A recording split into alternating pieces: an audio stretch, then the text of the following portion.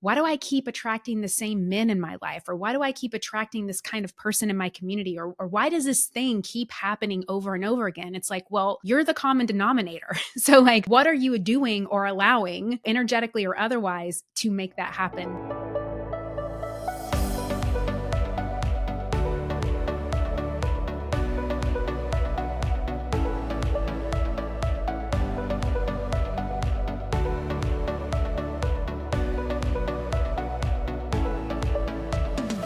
Hi, Allie. Hi, friend. It's so good to be back here with you. I know, it's so good. And that's so wild to think. I feel like a big theme for me over this last year has been getting back to basics, or whatever basic is to me. When I think about basics in terms of my business and brand, I think back to like 2016, 2017, which is when we first met.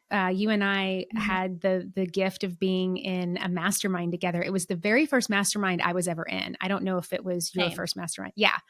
And it was a really beautiful group of women. And it was like, I guess in the online years, it was early on, I guess, like 2017, early on. But it's been fun. It's been fun to kind of like, I kind of think about you. And I think you were on my podcast early on too, because I launched my podcast in 2017 and that's when I met you. So it's nice to kind of have you back on. And I know so much has changed since then. So it's like getting back to basics to me is also like a nice resurgence of what I think is really like the root and purpose of this show. So I'm excited to have you here. Yeah. And just coming full circle, kind of like so far, at least. Yes. And starting out together so early, like we were babies and like didn't know anything.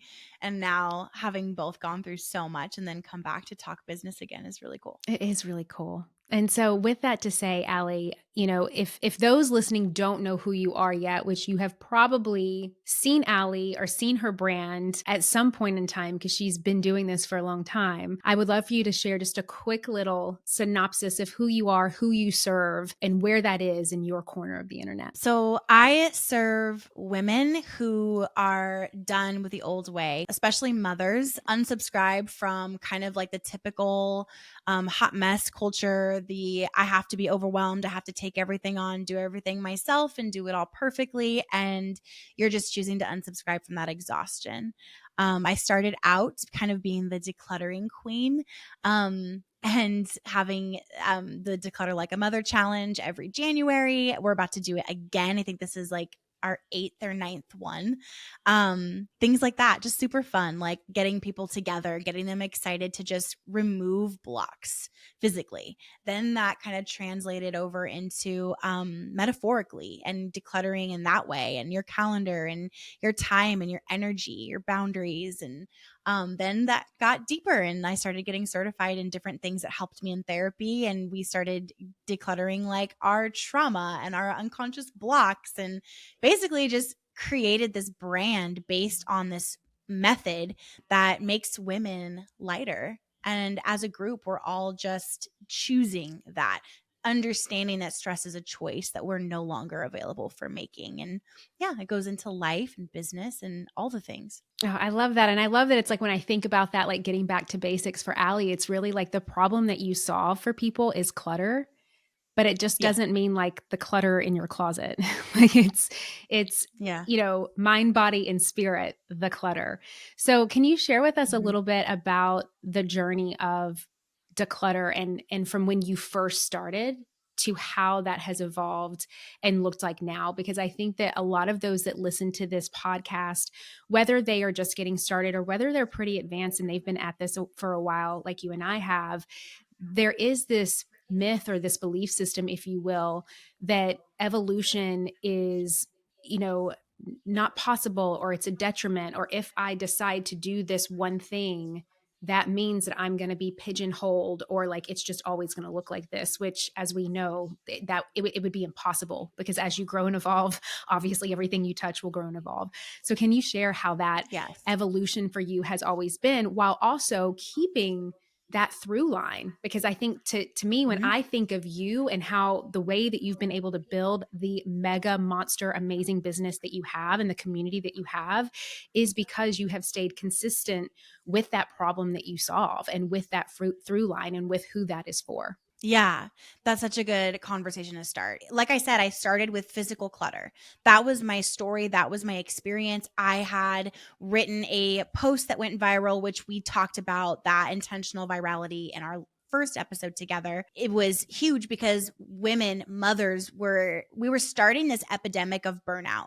Now, we call it the mental load, and there's studies being done on the mental load on mothers and how it is quite literally killing us. And it's just very normal to, have all this junk you don't need and then have a storage unit full of more junk you don't need that you pay for and possibly another one, even though the house you live in is 3,000 plus square feet. Like, it was just the beginning of this, like I said, this epidemic, this huge problem, this weight that people had that was falling to the mothers. I thought that was it. That's all I was going to do. But then I personally, after the virality, after the business grew, after I had rode that wave and turned it into a lucrative company, I personally was like, well, I was a stay-at-home mom. Now I'm a business owner and I have really little kids. At the time I started my business, I have 4 kids and my youngest was just a baby. He was breastfeeding, not sleeping at night.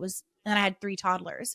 All of my kids were born in 5 years. So at this time when I'm running the business, I think my youngest was like a year and a half, 2. So they're all really little. And I'm just like, okay, I need to declutter like my life, like my calendar, my time. How do I run this business and doing my webinars and growing and my social media and like all of it. And I figured that out for myself because there wasn't an answer. All of this that we're doing, these online businesses and courses and stuff, was so new.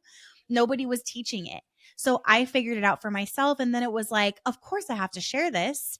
So every step that I've taken in my personal life shows up in my business once I've mastered the craft. And that's how I see my job is I am here to find the gaps, build bridges over them, and then like put out a flare, like, it's right here. Look, I figured it out, and like walk other women over that bridge and show them how to build it for themselves. And talking about getting pigeonholed, I very much have felt that throughout my entire career. I have seen it on the internet about me. I have seen it show up directed towards me in my DMs or in like when I do a lot of question boxes and stuff on my Instagram. Like, I'm very much in my audience, and they'll say things like, I just want you to stop asking what else we want and just go back to decluttering. Like, remember your roots, remember what you can't. Like, there's people that are very passionate about that and don't want me to talk about anything else. But as I was building this business, as I was growing and evolving, as I was raising my kids and traveling and moving and coming into money for the first time, like, I was finding major unconscious beliefs that were not serving me, that I was clearing. I was going to therapy. I was diagnosed with PTSD from literally poverty trauma from before I had my business because we were not okay. I was going into somatic therapies and learning about what your inner child means and how to have a relationship with her and heal her. I was practicing emotional freedom technique, which I'm now certified in and I'm obsessed with, and clearing layers of anxiety and issues. Like, of course I'm going to share that. It's a personal brand and I'm the person. So what I am comes out of me and flows for the benefit of the audience. And it's not up to them. They can take it or leave it. And that's what I had to learn. So I feel like what people need to understand is that being a personal brand will put you in direct conflict with any people pleasing tendencies that you have. And it has to die, or your brand will, because you're going to be, I was fake for years and I was miserable because of it. Oh, that's so, so good. And you being able to decide, what that is for you or what that looks like for you throughout each process is what made it more and more authentic. And so can you share a little bit about what your brand looked like from your perspective? And now that you have a different perspective of it, looking back, when you felt, and you probably weren't conscious to it at the time, but looking back to say like, that was not my authentic self. That was me putting on a mask and like showing up to the world in the way in which I thought I needed to in order to build a personal brand, versus this is who I am and this is my purpose, this is my why, this is what I'm called on this earth to do, and this is how I show up now. For me, it very much looked like staying practical when I would like give advice, answer questions, do live streams, create a new course. I would be fighting the urge to get into the spiritual and the, quote, woo, fighting the urge to share what I knew was the truth, because I had never publicly talked like that before. My brand was very literal, tactical, practical. You declutter this, you do this. So people would ask me a question, and of course I can't think of an example off the top of my head, but they would ask a question, and it was like, I didn't know this at the time, but I would straight up be like channeling, it's because she's feeling like this, or she believes this about herself. She doesn't feel worthy of ease. You need to tell her to work on getting comfortable with ease and flow and letting things be easy. And instead I'd be like, well, it sounds like you just have too much going on, so you need to just simplify. Like, I would go back to the practical because that was safer and it was expected from me. Everything else felt like I'd have to over explain what I know and why I'm saying that. And sometimes you can't explain your gift. It doesn't need an explanation. It just needs room to be. And I didn't know that that was okay. I felt unqualified. I felt like I would be judged. And really, I was just judging myself. So I would hide behind the practical and suppress the spiritual and the feelings that I would get. Like, I would literally feel attached to someone in my webinar chats and know she needs to hear this. Are you going to give it to her or not? And I would always choose not to. And then even when I started, like, I couldn't do it anymore. Like, it was like, this is like, it's crazy. But I got strep throat every month for like a year, and I couldn't get it figured out. They were like planning to do this surgery, literally was stifling my voice and making myself sick. Every time I would like be about to start my cycle, I would get strep. I'd never had strep my entire life, and I haven't since. So it was like very literally like manifesting in my body of like suppressing, hiding, muting, editing. And I had been edited my whole life as a child. I was just doing what I knew. You don't talk about that. You don't get into that. And so I was not being myself. And then I was like, okay, I have to start to share these things. So I would give little bits, but I would do it in a way that felt very safe, very vanilla. I'm a hard hitter. I'm a truth speaker. I'm very direct. Like, it's my gift. It's my personality. It's my brand as a person. And it should have been my brand as a brand, but I was hiding. So I would water things down, make it very sugar coated and vanilla and safe. I wouldn't cuss. I wasn't being myself. I talk the way I talk in my personal life, and I would come on the internet and just be like, Susie's sweetheart. Like, it's just not me. So yeah, I was just muting myself. I was hiding and covering up. And then it got to a point where I was shoving so much down and hiding so much to cover up. I got physically sick, even sicker. And then I started resenting my audience and resenting my business, resenting my team, and hated going to work. Hated doing everything, delegating things that really needed to be me. I just didn't want to be there. I was just done. And it was because I wasn't being my true self, and that's exhausting. Oh, so good and so relatable. So relatable. Was there a specific moment? It might have been a series of rock bottoms or just like one major rock bottom, but what was the moment that you finally said, okay, my reason for not showing up is no longer greater than the excuses that I have. And it's like, I'm so sick and tired of being so sick and tired that I have to make a change.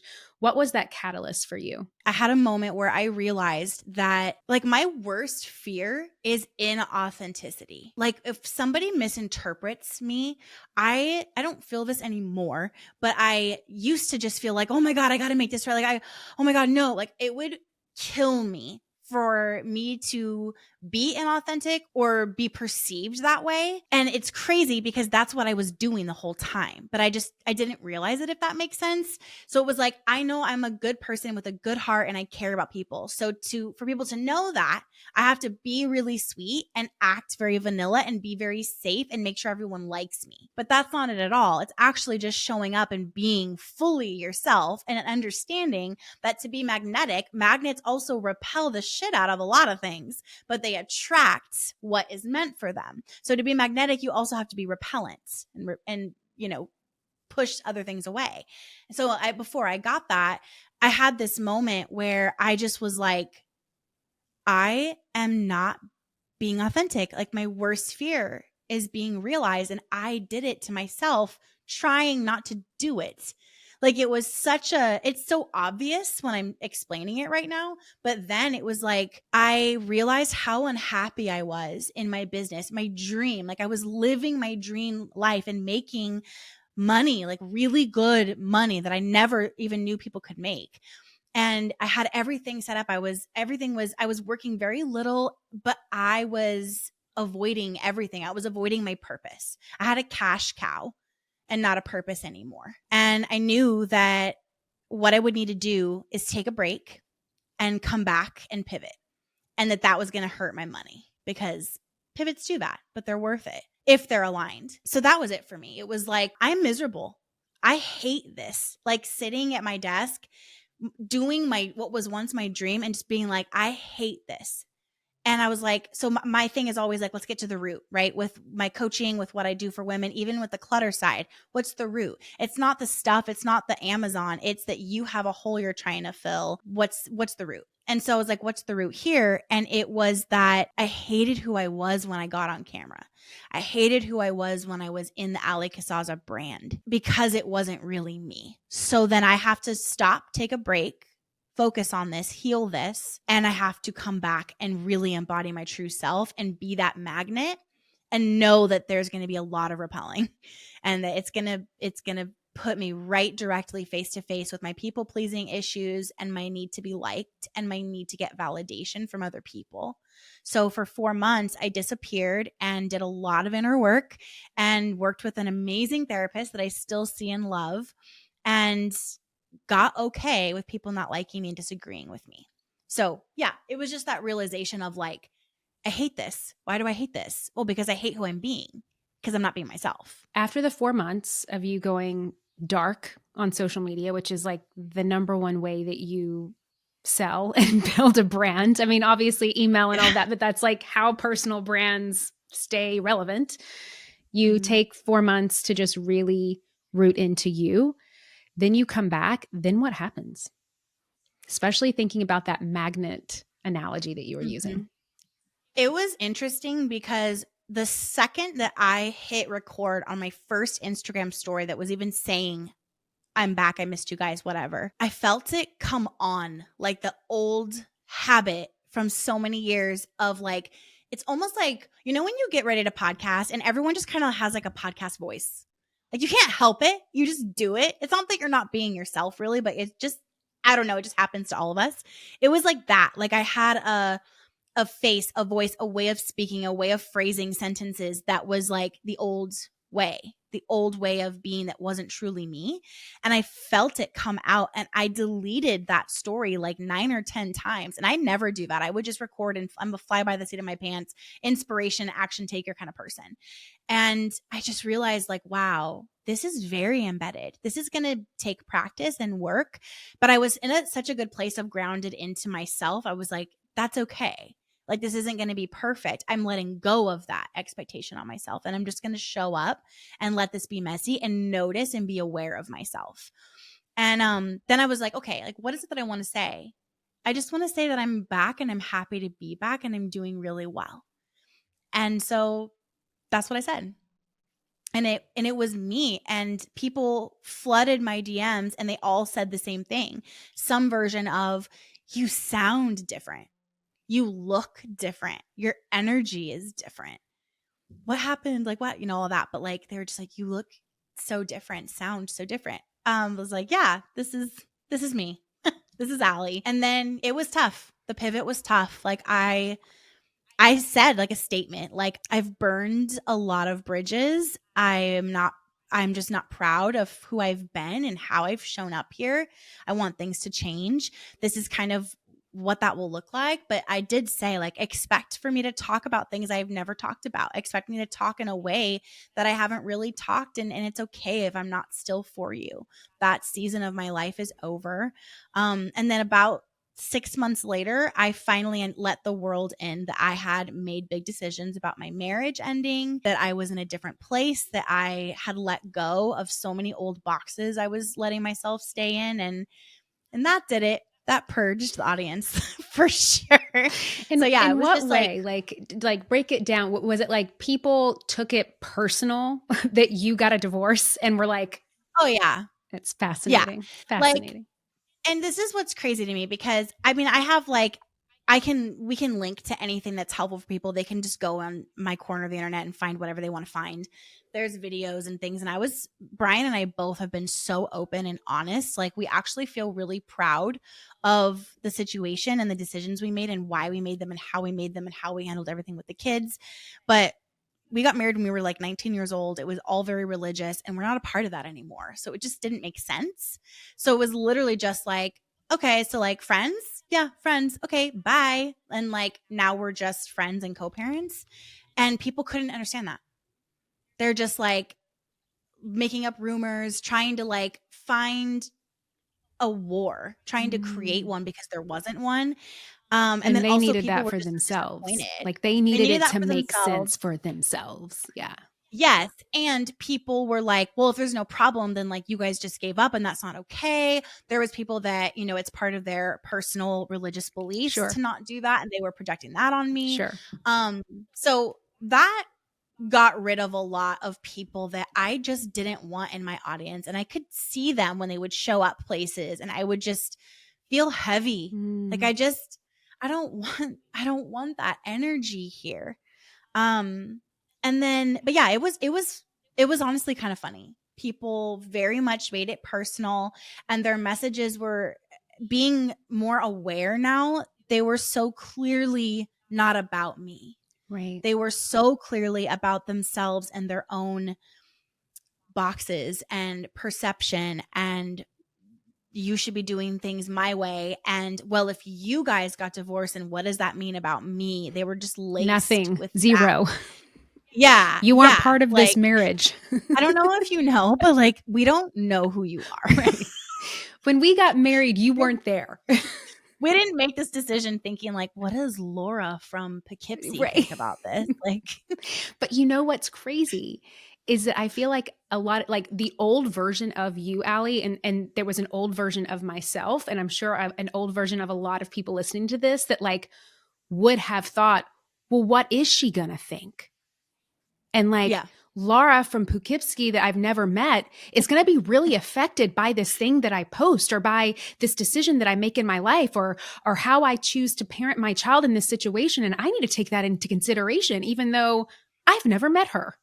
Like, Mm-hmm. and Right. it's so fascinating that like just the psychology of us as human beings of needing to be seen and loved and validated and worthy and appreciated and how external that can get for us that like this old version of you would have probably either never made that decision that needed to be made Mm-hmm. or definitely never shared it publicly because you wouldn't have wanted her them to be so Mm-hmm. affected. But now this version of you that is now standing in her power, that is so authentically who she is, that is has healed and will continue to heal, is like, no, I can own this. I can take this on. Like this was a decision Mm-hmm. that we made that we needed to make, and I can own this. And you can have your feelings about it, but that has nothing to do with me. Yes. Yes. And seeing it for like when people do speak up and say something that is not their place to say, I see it from almost a place of empathy. Like, I know what kind of a person says something like this to somebody on the internet. I know what kind of a person feels like they have to say their opinion and they want to make sure that you know they unfollowed you because they know that you're too powerful to notice if they don't say something. And I'm so sorry that you're in that place. I used to be there too. Yeah. Like just literally, it sounds so cliche and annoying, but truly getting to a place of like sending them so much love because it sucks to be there. Yeah. Do you know what kind of negative energy it takes to be a troll or somebody that's like see someone that went through something hard and overcame it and is sharing their story in a positive way and to just like shit on it? Like they are miserable. Mm-hmm. Yeah. And so that was big for me to Mm-hmm. see it like that, instead of I would internalize, I would blame, I would freak out. It would physically make my stomach like ill. Yeah. And now it's like, I really don't care. Mm-hmm. It's liberating. Yeah. And I think your point to empathy is so important, because when you used to be that, like there's this saying that I've heard is like, if you offer your input more than once, you're trying to control. And it's like, Mm-hmm. right. Like, and I can It's good. identify with that, because being a former control freak, the more that I felt out of control in my own life, the more that I wanted to control other people, places, and things, because it made me feel in control. And so I can have compassion for that, and I can have empathy for that. And so I think that you leading in that way, I would love to know, how did that shift? Like, the purge started to happen. You could see former versions of yourself in other people, which allowed you to just lead with empathy, but also like complete detachment, right? Because it's like Mm-hmm. not your stuff. Then what happened to the community and the audience? Because I can just imagine now, and how long ago was this? Early mid last year. Okay. So you're like 18 months ish from that, almost 2 years from that. I can just Mm-hmm. imagine now that you probably have a more authentic, robust, real, true, like connection with your community that you've ever had. And by the way, if you don't know like Allie and her business, she has built a massive, like when you talk about community building, like you talk about Allie. Like I remember we've been in more than one mastermind together. And that's the thing that people are like, Yeah. how do you build organic community? How do you have these Facebook groups with like tens and hundreds of thousands of people in it? And you've got this massive email list. And like, how do you have this community? So Allie literally knows what she is doing when it comes to building community, because she was able to do all of that even when she did not feel like her most authentic self. So I just me knowing that about your business, I'm just so curious as to, how did showing up as you, leading with that empathy, leading with that loving detachment, how did that repel the people that were not meant to be there? And then what happened to the people that either stayed or that then you attracted in? So it goes back to that magnet analogy. These people are so repulsed. They're so upset. They're leaving reviews on the podcast because they have to say something. They're so repelled. And then there's the others. These are the moms that have like margarita nights with their girlfriends, that say the F word, that are like so love being a mom, and they make it fun, and they just are not available for making it difficult. And they're always seeking ways. They're growth minded, but they're also just fun to be around. And their sense of humor is there in terms of like matching mine. And they're my girls. And so they, like a magnet, the other side of it, they were like straight to me, like, oh my God, finally someone that's not like perfectly aesthetic all the time, which I know that kind of vibe in those kinds of accounts, and they're beautiful. They're just not for everyone. My account is great, but it's not for everyone, and it's not supposed to be. So they're saying these things like, oh my God, finally, you're cussing, you're hilarious. Like I just was telling you before, we hit record, I was just filming for a promo coming up, and I was doing this stupid like Doja Cat dance. It's like wildly inappropriate, and it's for Declutter Like a Mother. Like it's stupid and silly and inappropriate and explicit language, and like just like it's just me. And so the women that are like that vibe with that, either want to be more like that or are like that, are just not able to look away. My open rates are higher. My click rates are higher. My conversions are, not only are they higher, they're stronger and more steady. I haven't run ads at all. I don't need to. Yeah. It's amazing. I hate running ads. I know you've always hated running ads. I hate running ads. I'm like, like, give me an ad all day long. You're like, no, yeah. thanks. Yeah. I'm like, now I'm like, okay, maybe next year we'll like do it to boost what's already working. But like, I hate it. I love authenticity. I don't need them. Yeah. People are just flocking to me because because like I said, again, you have to be magnetic. And in being magnetic, it's the law of polarity. You are also being repellent. So your comment section is going to be hilarious. Like it's going to be oh my God, I can't even stand this. And then also, I've never loved anything more than I've loved this. Where do I sign up? Like, it's going to have that polarity in it because you are being polarizing just by being your authentic self. So yeah, there was a big drop though. Like, I will be honest. My email list dropped. Let's see, it was like 220,000 and it dropped to 170,000 Boom. immediately. Yeah. But you know, I'm My like, social get them out of media, there. Boom, done. You're gone. Yeah. Brian was very supportive of me during this time because he has known me since we were in 7th grade. Yeah. He knows me better than almost anyone. And he was like so in like cheering for me during this journey of like literally facing the worst thing that could ever happen is always people being like, ew, unsubscribe. And I was literally so happy. He decided that we would like make a cake or go out to dinner or do something with the kids to celebrate my audience aligning with my real self. And we like talked to the kids about that and he stuck with it. We did like a dinner, we did like a wine night one time, we made a cake another time for every like 5,000, which was like every day. So I was like, okay, that's a lot of cake. We're gonna have to. And social media was the same. I was at like 200K and I dropped to like, oh my God, I want to say like 130. And now it's like back up to 160 or something. I don't know. But can like we pause and take a moment though to just that right there. The fact that you could drop like that and not have an existential crisis like 99% of the people that I know would just goes to show how much recovery you have in your healing process and how rooted you are in who you are and that being enough. Like that alone is incredible. So like I just want to pause to because I know there's so many women that are listening to this right now that like if they lose 5 followers, they're like in a corner, you know, for days, right? And it's like we have to pull them out. We have to remind them like let's stay on the purpose and the path. So the fact you have to go back to that pep talk. Exactly. You're repelling. Like with every attract, you're going to repel. And so you just being so steadfast and true in who you are is really a beautiful thing to witness. So I just want to honor that for a moment. I thank you so much. It's like I spent my whole life growing up being taught this is the box and this is where you belong. This is what is good. This is good girl status.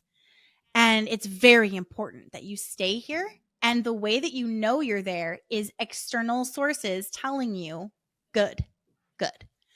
So literally, that's why I had to do somatic therapy. And I don't know if you guys know what that is, but it's like very intense. You're almost having like an out of body experience, but you're very in your body. And there's like, they have you do like certain like shaking things. Like you are getting trauma out of your body.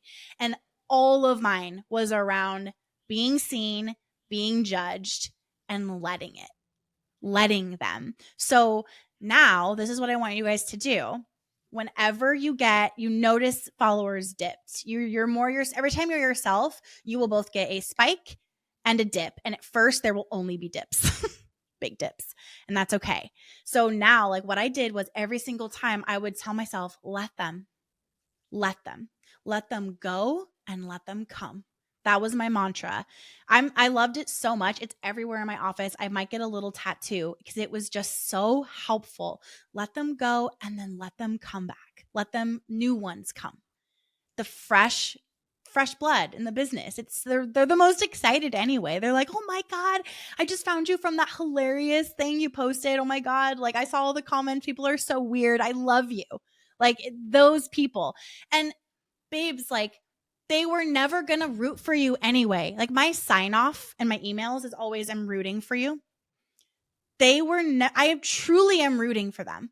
They were never rooting for me. They wanted me to be controlled. They wanted to edit me. I spent my whole life that way. I know it when I see it. Why would I treat myself like that? Why would I allow myself to have an audience full of people that trigger me and want to edit me and want to keep me from growing because it makes them feel better about themselves. Mm-hmm. Why would I want an audience full of people that only loves me if I am following their rules, which is all perception anyway, and is empty and hollow and stupid? It doesn't make any sense. I love myself so much now. All I care about is if I am happy doing what I'm doing. So if something makes me laugh and I think it's funny and people want to cancel me, okay, go ahead. I'm always humble. I'm always open to learn. I'm always open to be a better version of myself. But if you just don't like me because I am not staying in your little box or I'm being too much, like I am the too much woman. And you can either get on board or get the hell out. I really don't care. And that is so freaking liberating. Like I'm so free. I'm inspired. I've got so many ideas. I'm starting to post on Instagram like 2 or 3 times a day. Wow. Because I'm booked out like too far. I'm not going to have an idea that juicy and put it in April when it's December. Like I can't. So I'm lit up. I am in flow finally. And this only happens when you let them go and then let them come. It's magic. Yeah, it is. And it reminds me of that saying, like, we teach people how to treat us because it's all a mirror. Yes. And so it's like, if you were treating yourself that way, then you are teaching those in your world to also treat you that way. Or if you're allowing it to happen. And I think those listening can relate to this, no matter how, your years of being online and building a business and brand online and the evolutions of that is you'll have those moments like you were saying earlier, Allie. I don't love my community right now. I don't love what I'm doing. I don't love what I'm working on. And it's like, well, it's all a mirror. So what is that meant to teach you? What is that meant to show you right now? Like, what are you avoiding that could probably get you to the other side of this that you're not honoring? And I think that is a surefire indication. So when you just said, like, they were never rooting for me, like, obviously they weren't, because if they were, they would have been the first ones to support you through this huge personal, like, transformation of your family. But they were the first people to knock you down. And it's because that was what they came to you inauthentic. They came to you as people pleasers. They came to you as watered down versions of themselves because you came to them that way. So like attracts like. And so I love that you stated that, because I think that's a good reflection for myself and for all of us here in this conversation to remember, if we're having those moments of like, why do I keep attracting the same men in my life? Or why do I keep attracting this kind of person in my community? Or why does this thing keep happening over and over again? It's like, well, you're the common denominator. So like, what are you doing or allowing, energetically or otherwise, to make that happen? So I think that's a beautiful reflection and feedback here. And I think that even for some of those listening, like, that could be very triggering too. Like, if you're listening to this and you're getting like really freaking triggered right now, it's like, that is a beautiful, it's like, yes, be triggered. Like, ask yourself why.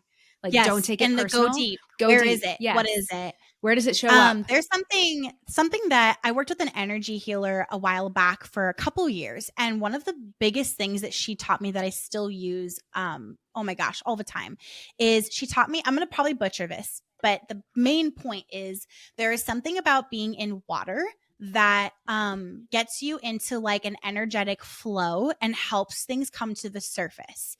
And so when, like, she taught me to ask a question. So like, okay, let's say, for example, you keep getting people in your audience that are like being really mean, like just really like a wave of really unkind comments, DMs, whatever. And they all have a certain theme. Let's say they all are like I was saying, you're feeling edited. They're trying to edit you. They're like, you shouldn't say it like that. Why did you have to? That just seemed really condescending. Whatever. They're editing you. Then ask yourself, where am I editing myself? And get in the shower or get in the bath or even just do the dishes and keep your hands or into the water and just keep asking that question. Like magic, it will show up. Like, it'll just drop into your head and you will know the answer. And then you can do something about it. And just, it doesn't have to be that deep. You don't have to do all this tapping and getting to your inner child. Just, I am now unavailable for editing myself in this way, whatever realization you had. And just decide energetically you're done. And it will stop showing up. It's amazing. So, little pro tip. Love it. I love all the tips. They're so good and juicy. Okay, Allie, before we start to wrap the conversation up, this is so good. I could keep going because you have so many pearls of wisdom for us today. I would love for you to share really how you're showing up and serving your community now. I mean, we still have this theme of declutter, but it is so much more and bigger and deeper than what it originally started at. I know that you mentioned, somatic healing and EFT and hypnosis and some other things that you have actually done in your own journey that has really served you. And so now that is coming up in a way with your community. Could you share a little bit more about that? Yeah, I think the biggest way that everything has kind of come full circle and showed up in service to my audience is the collective. So I started Becoming Her Collective, which is all about, it's for growth-minded women that, like I said in the beginning, they're just done. The main foundation of everything that I teach and everything that I do is the fact that your environment affects you. There's a book called Triggers by Marshall Goldsmith. It is basically the study of how your environment affects everything unconsciously. This is where physical clutter comes in. But your environment is more than physical. It's also the people you're around, the food you're eating, the beverages you're putting in your body, the thoughts you think, the words you speak about yourself and to others around yourself. It's a collection of everything. So Becoming Her Collective is an environment I wanted to intentionally curate for women that understand what I'm saying when I talk about that all the time for years. And they want to put themselves in a positive environment that is conducive to their growth, conducive to them becoming her being the next level version of themselves. And so we do EFT, we do breath work every month. We are peeling back layers and moving forward with ourselves in beautiful ways. There's community. Then there's the business side, which is called CEO Club. And that we're doing the same thing there. We're connecting with our businesses. We're letting go of what's not working and letting it be okay and aligning with the higher self of our business. Because I think your business does have a higher self. What does that look like? What is the higher version of you as a CEO? Let's become her and align our businesses with her. We're going to feel so much better and make a lot more money. So that's been really big. I launched that in August of 23, and that's just been huge and amazing. Did you know, I burned my courses to the ground. I don't even run those anymore. Everything is new. So I'm just everything is different. Everything has changed. I'm not afraid anymore to set something fire and walk away and then just, start fresh. So that's what I've been doing. So good. So good, Allie. Okay, I'm going to ask you a question. I used to do this. I probably did it when you were on the podcast because you were on the podcast earlier on. I used to ask this question and then I don't know. I guess I just got bored and I stopped. I don't know why. I just stopped asking it, but I'm asking it again because I'm feeling the energy to do that with guests. What does influence mean to you? I remember this. Oh, okay. Influence is a power. Influence is people are looking and you can influence them to be better or be worse. And that's on you. I want to influence people to be better. I think influence is power and purpose. And I think it's also opportunity. You can make the world a better place with your influence. Agreed.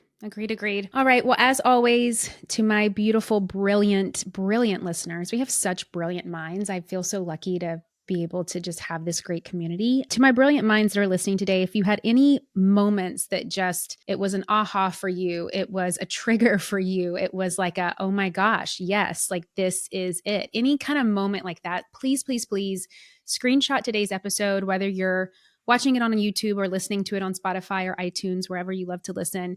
Screenshot this and then tag myself and tag Allie and let us know what your biggest takeaway was. I love to read these when you all do it. I love to see because it's so different for each and every person. And it allows me to just kind of see where you're at in this moment and how this conversation just dropped in when it needed to, as it needed to for you. So again, just screenshot today's episode, tag both of us, let us know what the biggest takeaway was.